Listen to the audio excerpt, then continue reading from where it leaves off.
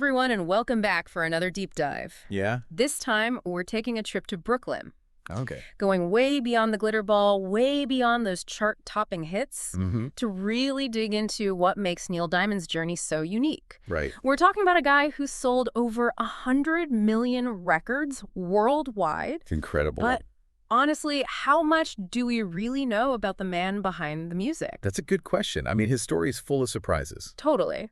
So we're going to be drawing on biographies, we're going to do some musical analysis, even uncover some unexpected connections I like it. to kind of trace that path from Brooklyn boy to global music icon. Yeah, it's an amazing journey when you think about it, from those early days to becoming this global superstar. Absolutely. It's not just a catalog of hit songs. When you look at Diamond's career, it really reflects, I think, broader cultural shifts in American music during the entire 20th century. Yeah, and I think a big part of that is how his working class upbringing in Brooklyn really shaped his music. So. Exactly. He wasn't writing from some ivory tower. Right.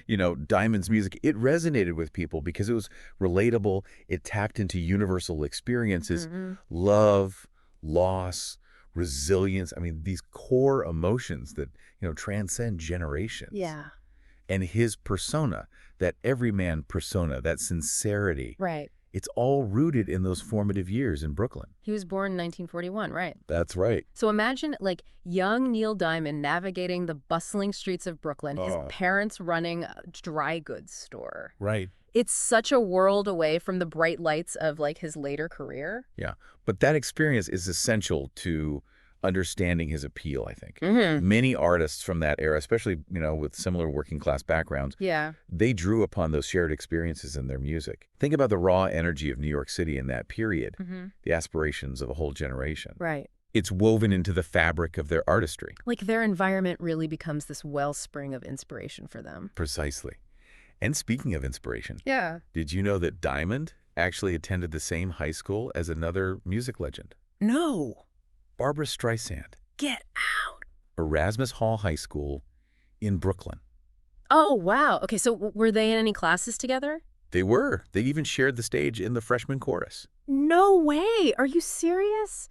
That's insane. Two, musical titans. I know. Unknowingly harmonizing together as teenagers. It's it sends chills down my spine just thinking about it. It really makes you wonder about, serendipity and how these seemingly insignificant moments looking back can have these huge impacts. I mean, of course, their paths would intersect again years later for their chart-topping duet, You Don't Bring Me Flowers. Right.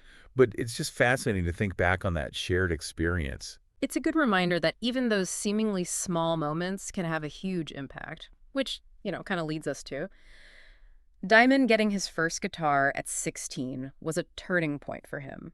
Imagine, a single guitar. I know, it's sparking a lifelong passion. It is that classic tale of humble beginnings. Totally. You think about all the musicians who got their start as teenagers, finding solace, inspiration in their bedrooms, strumming away. Yeah. That guitar, it wasn't just an instrument for Diamond. It was a key that unlocked a world of possibilities. Totally. So he goes from the Brooklyn streets to, strumming in his bedroom. And his journey's really taking shape here. And this is where it gets interesting because, before he was selling out stadiums, Diamond was actually honing his skills as a songwriter for other artists. Yeah. And not just any artist. One of his early hits was a little song you might know, I'm a Believer. Oh, wow. Recorded by the Monkees in 1966. I never realized he was the writer behind that. Yep. That is incredible. That's such a classic. It makes his journey even more impressive, honestly, knowing he had that kind of success behind the scenes before stepping into the spotlight himself. Exactly. And it just speaks volumes about his songwriting talent. Those behind-the-scenes roles, they're often the best training ground. You're immersed in the craft, studying the industry. All the while, your own voice is developing, getting ready to be, unleashed upon the world. Totally. It's like Carole King. Exactly. Another incredible songwriter who went on to achieve incredible fame as a performer in her own right. That's right. And speaking of finding his voice, this leads us to Diamond's breakthrough as a solo artist with Solitary Man that same year, right? It really is. Solitary Man is such a powerful example of that. Right. Released in 66, the same year as I'm a Believer. Right. It offers this fascinating contrast, right? You have the youthful exuberance of the Monkees hit, And then you have this raw, melancholic depth of Solitary Man.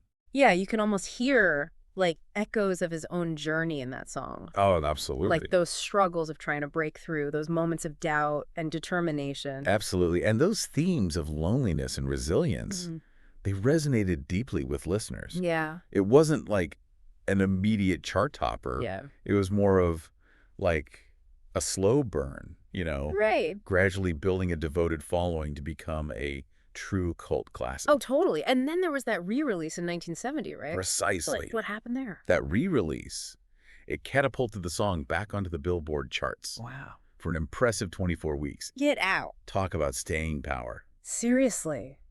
Even Johnny Cash, a legend in his own right, recognized the song's brilliance. Wow. He later recorded his own, really powerful rendition. Wow, that's incredible. It's amazing how a song can just, like, capture a moment, a feeling. It's true. And continue to resonate across generations. It's true. And speaking of resonating across generations, we have to talk about Sweet Caroline. Oh, come on. Such a good song. This song has transcended musical genres. Oh, I know. Geographical boundaries, even language barriers, to become a global anthem. It's true. From, like, baseball games to weddings to just, like, belting it out with friends. Yes. It's like Sweet Caroline has woven itself into, like, the fabric of our lives. It really has. It's impossible to hear that song and not feel, like, this surge of joy. I know. I know. But what's so fascinating is how it evolved into this anthem. Right. Right? Because it wasn't an overnight sensation. Right. That's the beauty of it, isn't it? Yeah. I mean, the song itself was released in 1969. Okay.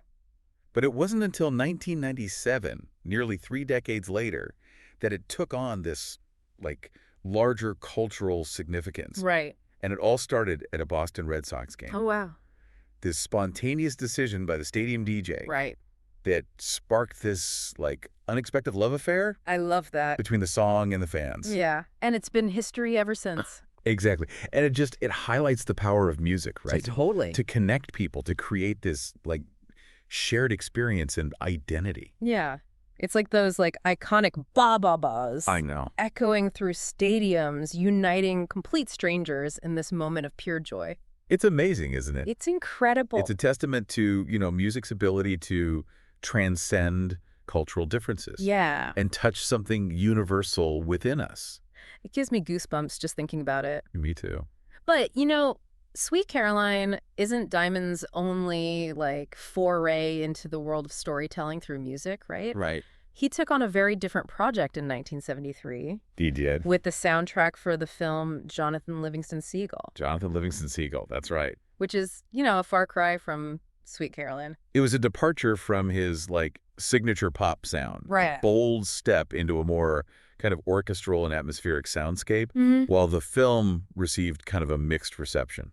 The soundtrack really showcased Diamond's, versatility and depth as a composer. Right. And it earned him a Grammy Award. That's right. For Best Original Score. Completely different beast than writing, a pop song. Right. It demands an understanding of narrative structure, the ability to kind of evoke these emotions through music that complement the visuals. Right. And just create this immersive sonic landscape that, deepens the emotional impact of the story. The Grammy win for Jonathan Livingston Seagull, it solidified his reputation as, a true musical chameleon. Yeah. Capable of moving effortlessly between genres. Totally. And this, ambition to explore new territory, it wasn't limited to his pop career. No, not at all. He went on to achieve some incredible milestones, like earning recognition that solidified his place in, music history. Okay, so tell me more about those milestones.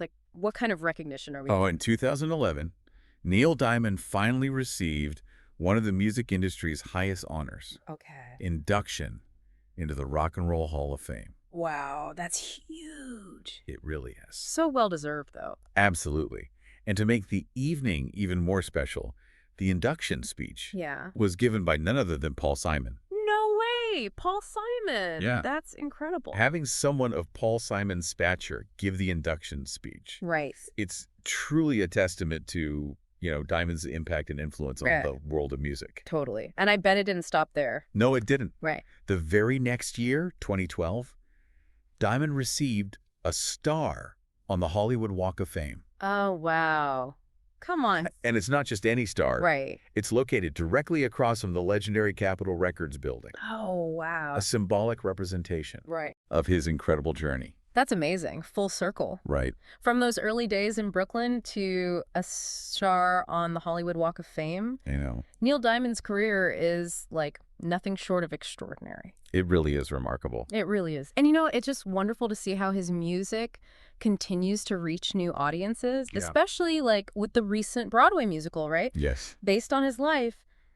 A Beautiful Noise. A Beautiful Noise. It's such a great show. It really is. Yeah. It's a testament to the timelessness of his music. Right. Biographical musicals have become incredibly popular in recent years. Right. Offering kind of a new way to experience an artist's work. Right. And connect with their story. Totally. On a deeper level. Totally. And it's introducing his music to a whole new generation. It is. Which is amazing. Ensuring that his legacy lives on. Right, exactly. It's like a beautiful encore for an extraordinary career. It is. But of course, like with any life story, right?